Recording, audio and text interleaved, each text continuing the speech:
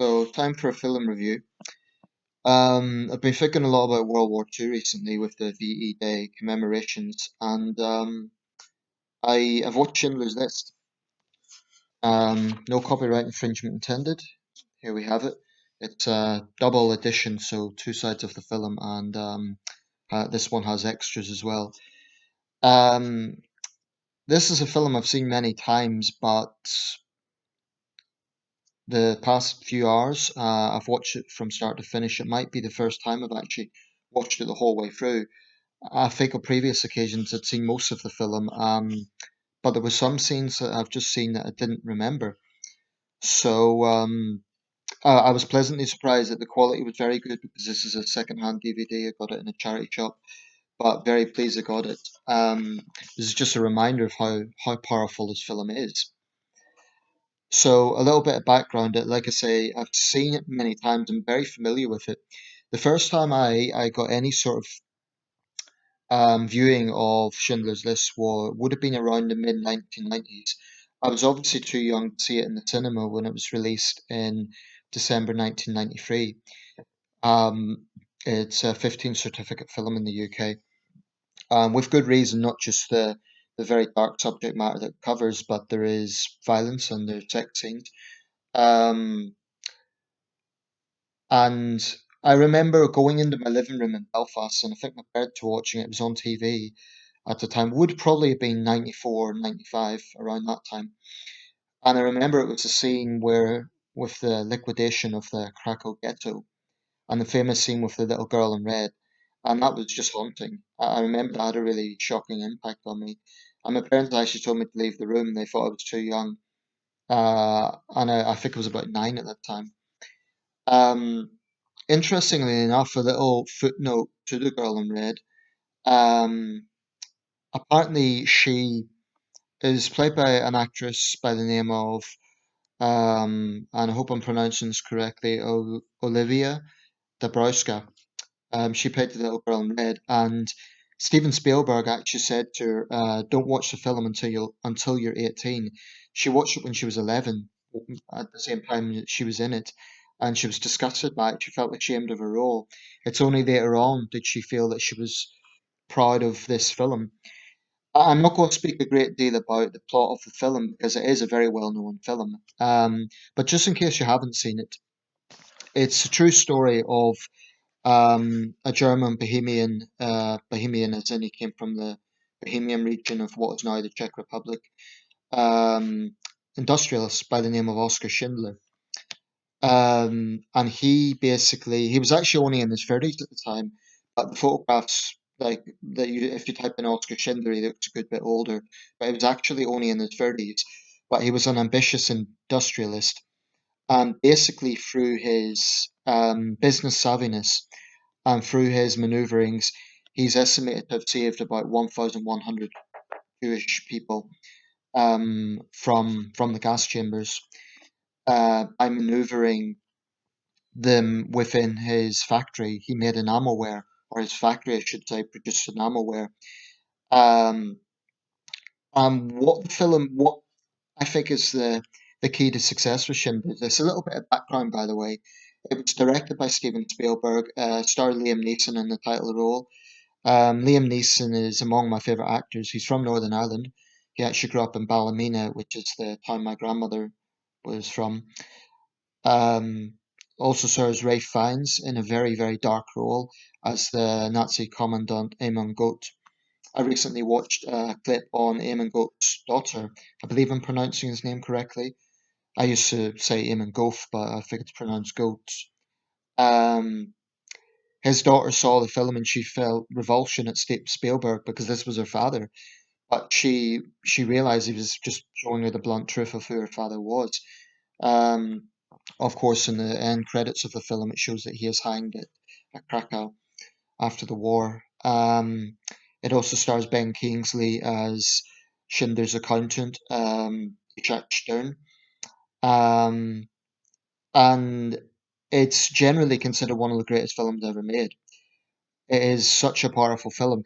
If you watch Schindler's List and you don't get any sort of emotional response from it, you're you're not grieving, you're not paying attention because Whilst I don't think a film can ever absolutely replicate real life, of course it can't.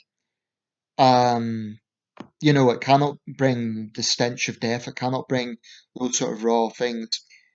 I've seen a number of Holocaust related films. I've seen The Boy in Striped Pajamas. I've seen The Pianist. I've seen The Odessa File. There's many, many Holocaust related films, but I still think Schindler's List has a power that is rare in film. It really does. The fact it's shot in black and white was a very conscientious decision, although it was made in the 1990s. There's only been a few other examples of that. Raging Bull comes to mind, A Field in England.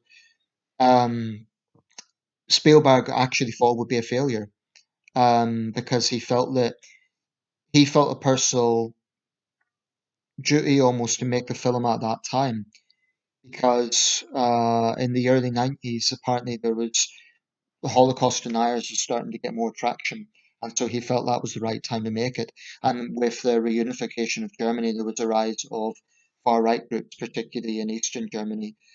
So he felt it was the right time to release this film.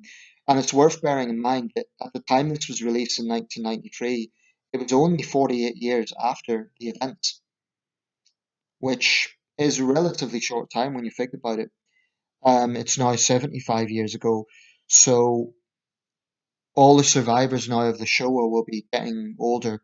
If you were a child at Auschwitz, you would be probably a minimum of about 80 now.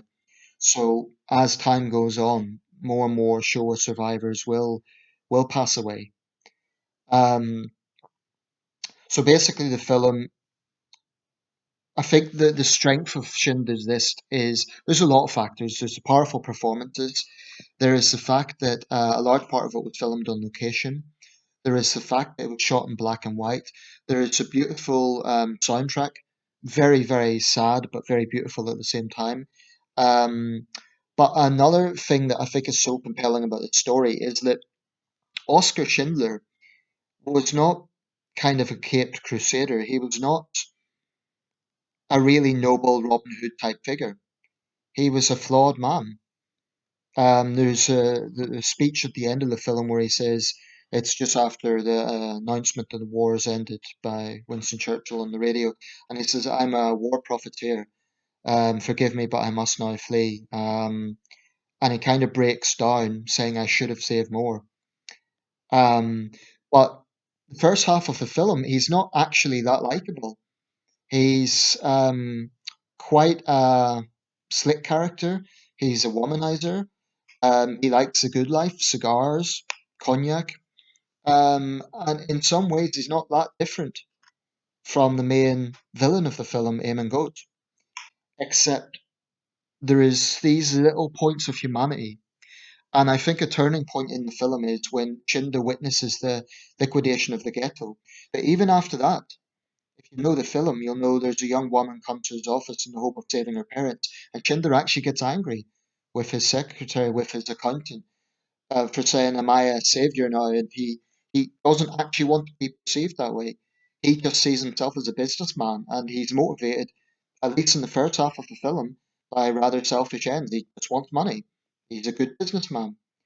But what is the strength of this film, and what's so compelling about the Schindler story is that this was a flawed man, a member of the Nazi Party, who took these moments of choice and he, through his actions, did save many lives.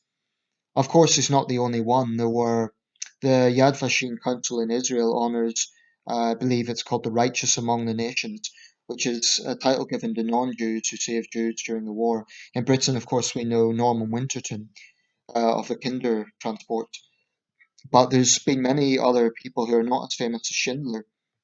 One example is a man known as I've literally just read this, and his story's been totally overlooked. Um, he was known as the Schindler of Japan, and he was a German national who worked in a factory in Japan. And his name was I'll just get this up if you just bear with me a second.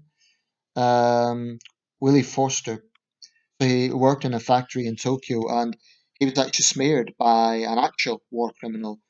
And there's a lot of stories like that that are not as famous as Schindler's, and any one of them are compelling. Um, but if you've never seen Schindler's List, it is a film you really, really need to see before you die. It's not an easy film to watch.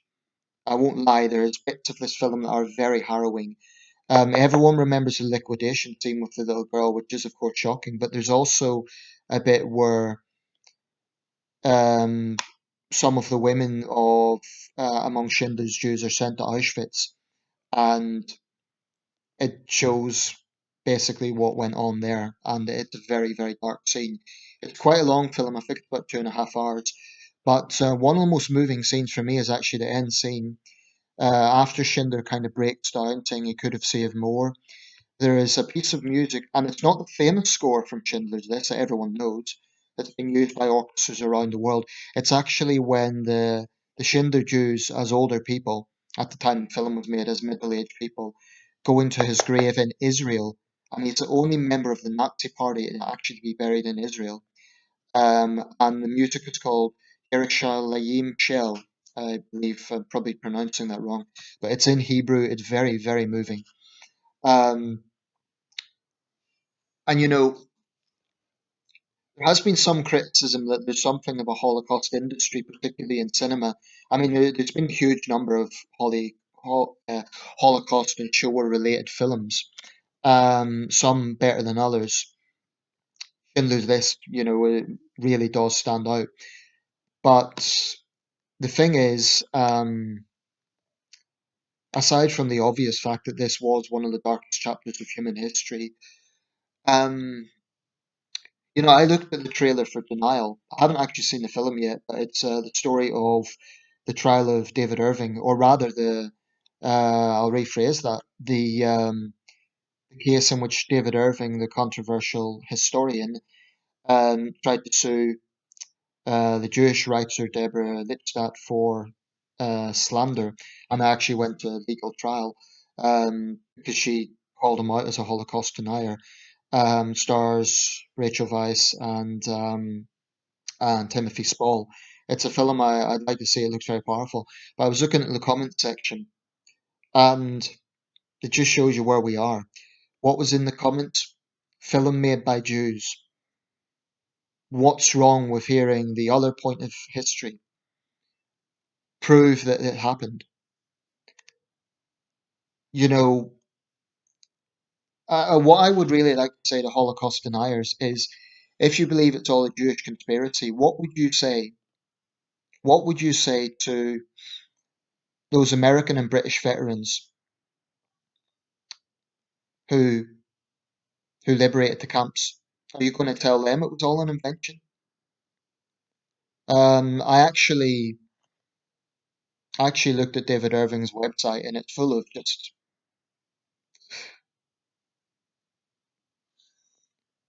I just find Holocaust denial to be one of the most troubling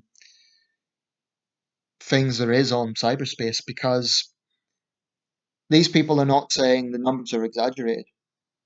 They're outright saying it didn't happen, despite being one of the most chronicled events in history, despite countless artifacts, despite the camps themselves, despite survivors, despite the soldiers who liberated them.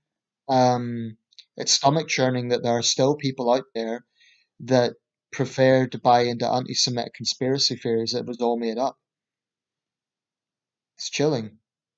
I mean, I would say to them, you put the onus on survivors to prove that it happened. Well, what about the onus on you to prove that it didn't happen? So that's why a film like Schindler's List is so very important. But I also think it's worth mentioning that what Schindler's List and other Holocaust films done to raise awareness of that monstrous crime against humanity, I would like to see more films about communist crimes. There was a film made called Picture Harvest, which took on the. I haven't seen the film yet, but it's about the Holodomor in Ukraine. There's been a scattering of films about Mao's crimes, but the Chinese ones tend to be sanitized, and they never directly blame Mao because they can't. The films detailing the Great Leap Forward, are mostly party propaganda made at the time. There's been basically no Western films about Mao's crimes. The only two I can think of is The Red Violin and The Last Emperor, which has a segment on the Cultural Revolution. But it is so very important that history's greatest crimes are brought to cinema.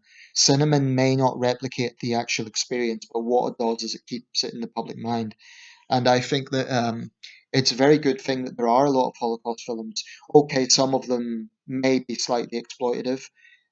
There are definitely some that are stronger than others, but the point is it keeps it in the public mind.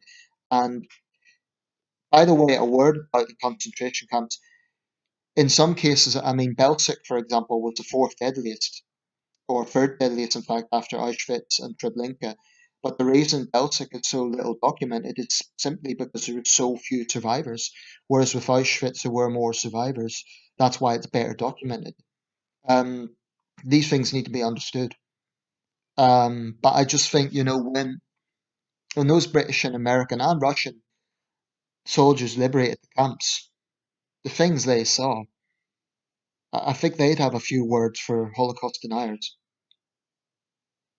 And there is a lesson in all of this in today's world because the same sort of people who deny the Holocaust are the sort of people who defend Bashar Assad's regime in Syria and say he hasn't killed any civilians. So this is such a powerful film.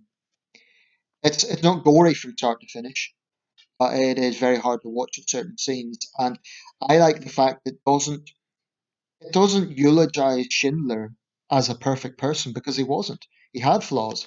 He was a womanizer. He was probably quite greedy. Nevertheless, something in his conscience, really made him change the course of history for those 1,100 people and their thousands of descendants. So that's why it's so powerful. It's such a human story. And there's an interesting bit where the character of Eamon Goetz is actually has a Jewish girl that he sort of has as a mistress, although I use that term very lightly because he had no choice in the matter. Um, and it shows that even though he's a despicable human being, devoid of any, Ralph Fiennes really was great at that role. He's a very sinister, very dislikable character. Um, there's a bit where he sort of hates himself for being attracted to this girl because she's Jewish. Such a powerful film. So if you haven't seen it, Schindler's List, directed by Steven Spielberg, critically acclaimed, 1993.